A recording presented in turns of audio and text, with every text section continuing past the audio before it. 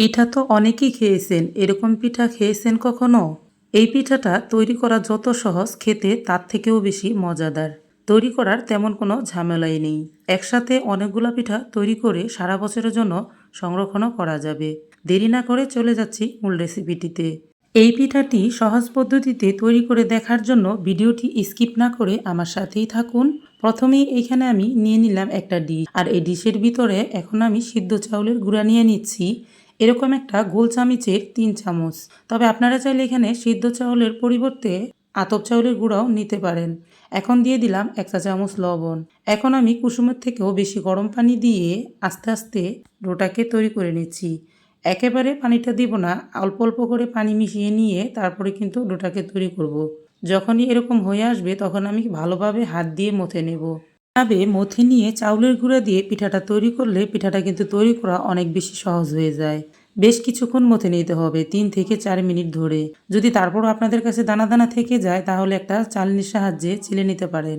এখন দেখতে পাচ্ছেন ডোটা আমার খুব ভালো করে মথে নেওয়া হয়ে গেছে। এখন আমি 3 ভাগে ভাগ করে নিচ্ছি ফুড কালার দিয়ে দেওয়ার জন্য। বেশিরভাগটাই থাকবে সাদা কালার। এখন আমি দিয়ে দিলাম রেড ফুড কালার, আর দিয়ে দিচ্ছি ইয়েলো কালার। ইয়েলো কালারটা দিয়ে একটু ভালো করে মিশিয়ে নিচ্ছি। এই 3টা কালার দিয়ে আজকে এই আকর্ষণীয় ডিজাইনের পিঠাটা তৈরি করব একদম সহজ পদ্ধতিতে। একদম কালারটা রেডি করা হয়ে গেল। এখন লাগবে আমার 2টা সিরিঞ্জ। আমি সিরিঞ্জ দিয়ে পিঠাটা তৈরি করব। যদি আপনারা সিরিঞ্জ দিয়ে পিঠাটা তৈরি করতে না চান, সেই ক্ষেত্রে আপনারা পাইপিং পলিব্যাগ অথবা যে কোনো পলিব্যাগের ভিতরে ভরেও কিন্তু এই পিঠাগুলো তৈরি করতে পারেন। পিঠাটা তৈরি করার জন্য প্রথমেই লাগবে আমার কিছু কাঁঠাল পাতা। এই কাঁঠাল পাতাগুলো আমি সংরক্ষণ করে খুব ভালোভাবে ধুয়ে মুছে নিয়েছি। এখন এই পাতাগুলোর উপরে পিঠাগুলো তৈরি করব। যদি আপনারা এই পাতাগুলোর উপরে তৈরি করতে না চান, সেই ক্ষেত্রে আপনার পরিব্যাগের উপর অথবা পেপার কাগজের উপরেও কিন্তু পিঠাগুলো তৈরি করতে পারেন। এখন আমি একটা সাইডে রেখে দিচ্ছি। এখন আমি সিরিঞ্জের ভিতর ড্রো ভরে তারপর একটা কাঁঠাল পাতা নিয়ে নিলাম, আর এইভাবে 4 ভাগে ভাগ করে দিলাম। আর এখন আমি যেভাবে পিঠাটা তৈরি করছি, যদি এইভাবে আপনারা দেখে পিঠাটা তৈরি করেন তাহলে কিন্তু একদম সহজ হবে। এই পিঠাটা এইভাবে তৈরি করার পর দেখতেও বেশ আকর্ষণীয় হয়, আর খেতেও বেশ মজাদার হয়ে থাকে। তৈরি করাটাও কিন্তু একদম সহজ। দেখতেই পাচ্ছেন আমি কিভাবে আপনাদেরকে পিঠাটা তৈরি করে দেখিয়ে দিচ্ছি। এই তো আমার পিঠাটা কিন্তু মাছ বরাবর হয়ে গেল সম্পূর্ণ ডিজাইনটা তৈরি করা। এখন আমি সাইডে দিয়ে একটা প্যাঁচ দিয়ে দিচ্ছি যাতে পিঠাটা খুলে না আসে। একটা পিঠা আমি আপনাদেরকে তৈরি করে দেখিয়ে দিলাম। এখন আমি একইভাবে আরও কয়েকটা পিঠা তৈরি করে দেখিয়ে দিচ্ছি। সবগুলা কালারের পিঠাই আমি আপনাদেরকে তৈরি করে দেখিয়ে দিচ্ছি। আর প্রিয় দর্শক, আপনারা যারা এখনও আমার ভিডিওটি মনোযোগ সহকারে দেখছেন কিন্তু একটি লাইক দিতে ভুলে গেছেন, তারা অবশ্যই একটি লাইক দিয়ে ভিডিওটি কন্টিনিউ করতে থাকবেন। ফুল ভিডিওটি দেখলে আপনারা সহজভাবেই কিন্তু বুঝতে পারবেন কিভাবে এই পিঠাটা তৈরি করা যায়। কোনো অংশ টানাটানি না করে যদি দেখতে পারেন তাহলে আশা করি এই রেসিপিটা খুব ভালোভাবেই তৈরি করতে পারবেন। একে একে আমি আপনাদেরকে এখানে 2টা পিঠা তৈরি করে দেখিয়ে দিলাম।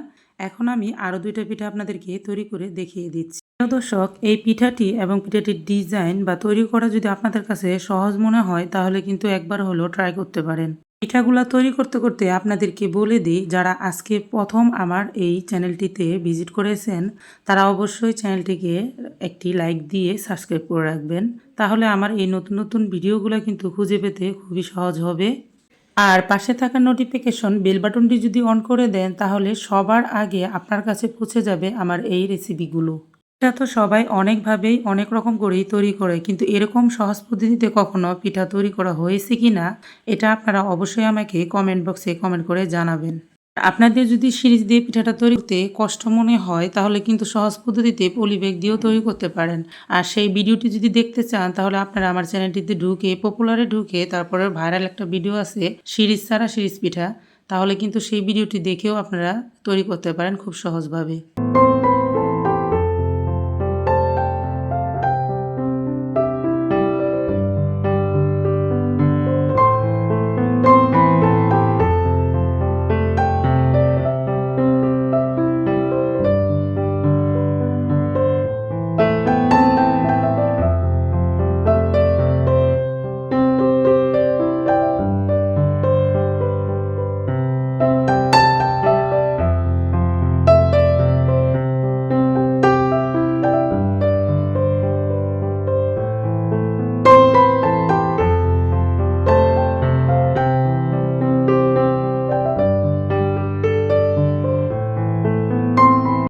একে সবগুলা পিঠা এখানে আমি তৈরি করে নিয়েছি। দেখতেই পাচ্ছেন সবগুলো কালারের পিঠাই কিন্তু দেখতে মাশাআল্লাহ অনেক বেশি আকর্ষণীয় হয়েছে। এখন যে কাজ করতে হবে এই পিঠাগুলোকে ভাপ দিয়ে নিতে হবে। খুব সহজ পদ্ধতিতে আমি আপনাদেরকে ভাপ দেওয়া দেখিয়ে দিচ্ছি একদম ঝামেলা ছাড়াই। এখানে একটা পাতিলের ভিতর নেট কাপড় বেঁধে এখানে আমি 5 থেকে 6 পিস করে পিঠা দিয়ে দিচ্ছি, যাতে করে একসাথে অনেকগুলো ভাপ দিয়ে নেওয়া যায়। আর পিঠাগুলো এইভাবে ভাপিয়ে নিলে খুব কম সময়ে কিন্তু অনেকগুলো পিঠায় ভাপ দিয়ে নেওয়া যায়। আমি এখানে গরম পানির হিটারে পানিটাকে গরম করে পাতিলে দিয়ে তারপর ভাপ দিয়ে নিচ্ছি, যাতে গ্যাসের অপচয়টাও কমে আসে। যদি আপনাদের কাছে ভালো লাগে তাহলে এই পদ্ধতিতেও কিন্তু ভাপ দিয়ে নিতে পারেন। দেখতেই পাচ্ছেন খুব সহজেই কিন্তু মাত্র 30 সেকেন্ডের মধ্যে ঢাকনা দিয়ে ঢেকে রেখে দিলে এই পিঠাগুলো ভাপ দিয়ে নেওয়া হয়ে যায়। আর আমার সবগুলো পিঠাই কিন্তু এখানে ভাপ দিয়ে নেওয়া হয়ে গেছে। এখন আমি আপনাদেরকে পিঠাগুলো সারিয়ে দেখিয়ে দিচ্ছি। আলতো হাতে টান দিলে কিন্তু খুব ভালোভাবে এই পিঠাগুলো উঠে আসবে।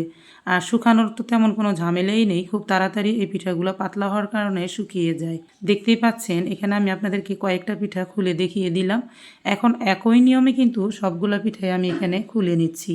পিঠাগুলা সবগুলো আমার এখানে সারিয়ে নেওয়া হয়ে গেছে। এখন এগুলা সব কিছু রোদ্রে দিয়ে নিতে হবে। যদি আপনারা রোদ্রে দিতে না চান সেই ক্ষেত্রে হালকা রোদ দিয়ে কিন্তু ফ্যানে বাতাসও শুকিয়ে নিতে পারেন। আর এগুলো অনায়াসে কিন্তু ফ্যানে বাতাসও শুকিয়ে যাবে। দেখতেই পাচ্ছেন এখানে আমার পিঠাগুলা একদম রেডি করা হয়ে গেছে শুকিয়ে। আর এই পিঠাগুলা কিন্তু এখন সারা বছরের জন্য আপনারা সংরক্ষণ করতে পারবেন একটি এয়ারটাইট বক্সে রেখে। আর যখনই খেতে ইচ্ছে করবে বের করে হালকা একটু রোদ্রে দিয়ে তারপরে কিন্তু পিঠাগুলো ভেজে নিতে পারবেন তেলে। আর এই পিঠাগুলো যদি হালকা একটু রোদ দিয়ে ভেজে নিতে পারেন তাহলে কিন্তু ভাজার সময় অনেক বেশি ফুলকো হবে। সংরক্ষণ করা পিঠাগুলো যদি ঘরের ভিতর বেশি দিন থাকে তাহলে হালকা একটু ড্যাম হয়ে যায়, যার কারণে হালকা রোদ দিয়ে নিলে পিঠাগুলো অনেক বেশি ফুলকো ফুলকো হয়ে থাকে। পিঠাগুলো ভেজে নেওয়ার আগে আপনাদেরকে আবারও মনে করিয়ে দিচ্ছি, যারা এই পর্যন্ত আমার ভিডিওটিতে আছেন এখনও জুড়ে তারা একটি লাইক দিতে ভুলে গেছেন, অবশ্যই একটি লাইক দিয়ে দিবেন। এখন আমি তেলে পিঠাগুলো ভেজে নিচ্ছি।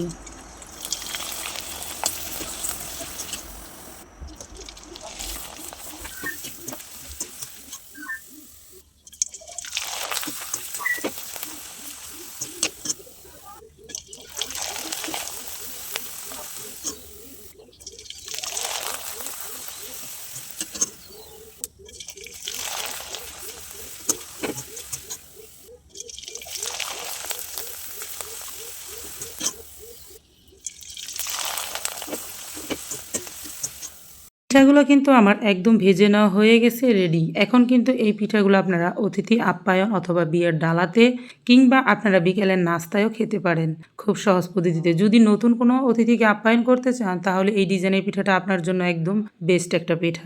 আপনি প্রথম অবস্থায় যাকেই খাওয়াবেন সেই কিন্তু অবাক হয়ে যাবে এরকম একটা ডিজাইনের পিঠা খেয়ে। হয়তোবা সে কখনো এরকম ডিজাইনের পিঠা খায়নি, কারণে আপনাকে সুনাম ও প্রশংসাতে ভাসিয়ে তুলতে পারে। তো এরকম একটি আকর্ষণীয় ডিজাইনের পিঠা, আজকের এই আকর্ষণীয় ডিজাইনের পিঠাটা আপনাদের কাছে কেমন লাগলো অবশ্যই কমেন্ট বক্সে কমেন্ট করে জানাবেন।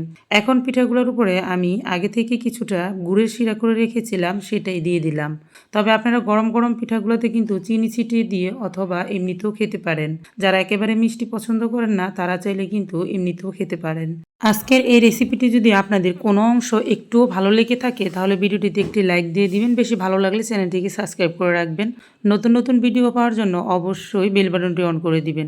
এতে খুব দ্রুতই আপনাদের কাছে আমার নোটিফিকেশনগুলো পৌঁছে যাবে আমি যাই কিছু আপলোড করি না কেন। তবে আজ এই পর্যন্তই, আরও একদিন চলে আসবো নতুন কোনো রেসিপি নিয়ে ইনশাল্লাহ। ততক্ষণ পর্যন্ত সকলেই ভালো থাকবেন। সকলকে জানাই অসংখ্য ধন্যবাদ। আল্লাহ হাফেজ।